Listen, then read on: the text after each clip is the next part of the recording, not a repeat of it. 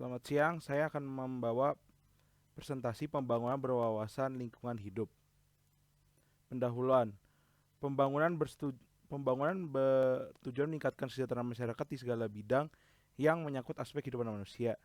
Karena menggunakan SDA, pembangunan akan mempengaruhi lingkungan. Pembangunan berwawasan lingkungan hidup adalah upaya sadar dan berencana menggunakan dan mengelola sumber daya secara bijaksana dalam pembangunan yang terencana dan berkesinambungan untuk meningkatkan mutu hidup. Nah, ini adalah rumusan tujuan kita. Rumusannya itu ada apa hakikat pembangunan berwawasan lingkungan hidup, habis itu apa pokoknya, dan penata gunaan ruang lingkungan hidup. Tujuannya itu untuk mendidik masyarakat tentang pembangunan berwawasan lingkungan hidup dan mendidik peran masyarakat dalam pembangunan berwawasan lingkungan hidup tersebut. Nah, hakikatnya sumber daya alam terdiri atas sumber daya alam yang dapat diperbaharui, yaitu renewable dan non renewable. Nah, pengelolaannya itu eh, tidak dapat diperbarui, perlu memperhitungkan hal-hal seperti berikut, seperti segi keterbatasan, habis itu lokasinya, penggunaan dan dampak negatif dalam pengelolaan tersebut. Nah, strategi pembangunan berkelanjutan adalah pembangunan keselarasan antar umat manusia serta antar manusia dan alam. Nah, untuk mencapai ini harus ada dukungan dalam bentuk politik, sosial, produksi serta teknologi. Nah, pokoknya adalah uh, ber, bertumpu pada faktor-faktor berikut: kondisi sumber daya alam, kualitas lingkungan, faktor kependudukan. Nah, contoh-contoh pokok-pokok kebijakan tersebut adalah perlunya perencanaan pengelolaan sumber daya alam sesuai dengan dukungannya.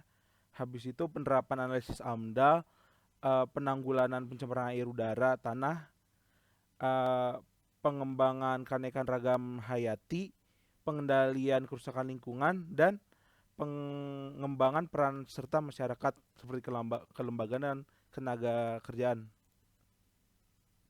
Nah, penata gunaannya agar peningkatan kualitas hidup manusia dan kualitas lingkungan hidup dapat dilaksanakan secara berlanjut, penataan ruang perlu memperhatikan hal berikut, yaitu perlindungan terhadap proses ekologi dan pemanfaatan sumber daya alam yang berwawasan lingkungan. Nah, berikut adalah cara penata gunaannya.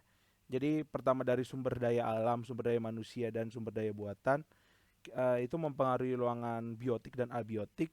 Habis itu non environment dan yang dibuat akan mempengaruhi lingkungan hidup total yang mencakup ruang lingkungan setiap wilayah dan daerah.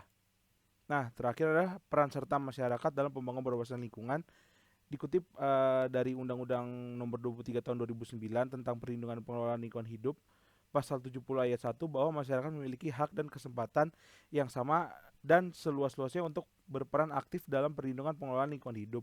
Peran serta masyarakat tersebut kemudian dijelaskan lebih oleh pasal 70 ayat 2, dapat berupa pengawasan sosial, pemberian saran, pendapat, usul, dan keberatan pengaduan, dan penyampaian informasi atau laporan. Nah, kesimpulannya itu untuk perencanaan proses pengelolaan sumber daya alam harus selalu dipikirkan keberlanjutan alam untuk kesejahteraan manusia di masa depan juga, serta masyarakat tuh harus berani ikut campur akan proses pembangunan berwawasan lingkungan hidup. Uh, Terima kasih telah mendengarkan presentasinya. Terima kasih Pak Ridwan.